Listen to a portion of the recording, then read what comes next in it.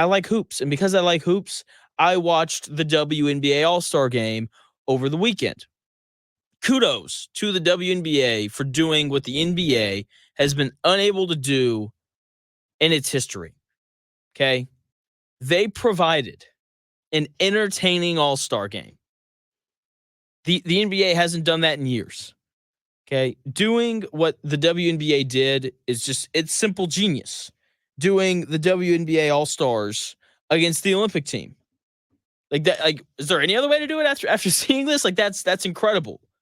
Like seriously, it is. And the WNBA team won 117 to 109. And this was obviously Caitlin Clark's first All-Star game. Therefore, from me and like many other people, it was their first time watching the WNBA All-Star game, right? Because people are going to watch whatever Caitlin Clark is a part of if she has a basketball in her hand.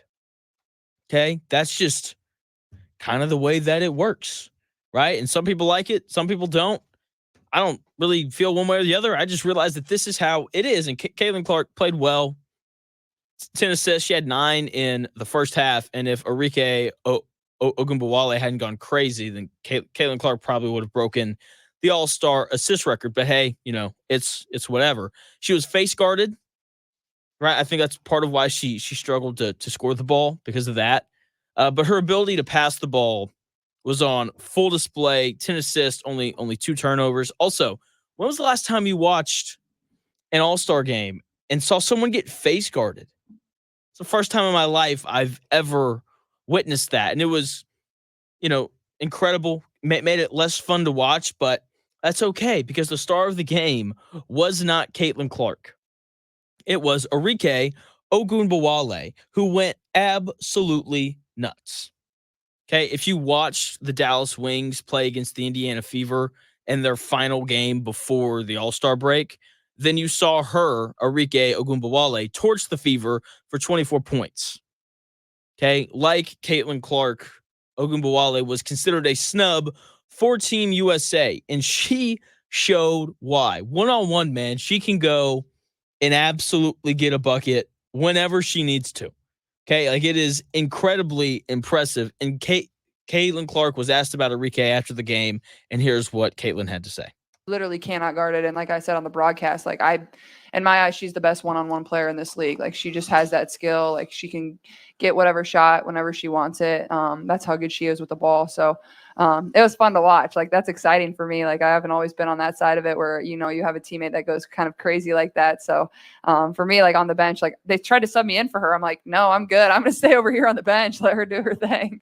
That was Caitlin Clark talking about Arike Ogunbowale and her going absolutely nuts during the WNBA All-Star game. And I love that Caitlin was like, yeah, they wanted to put me in, but I was like, nah, she's doing okay. We'll let her kind of stay in control of it. And here's the thing. Nobody would have heard about this if it wasn't for Caitlin Clark. Okay, this is why she's important. This is why she should have been on the Olympic team. The only reason why people tuned in to watch the WNBA All-Star game is because we knew that Caitlin Clark was playing. Okay, and if she doesn't play, if she doesn't get voted in by the fans, then so many people would have missed out on the opportunity to see how great of a player Arike Ogunbowale is.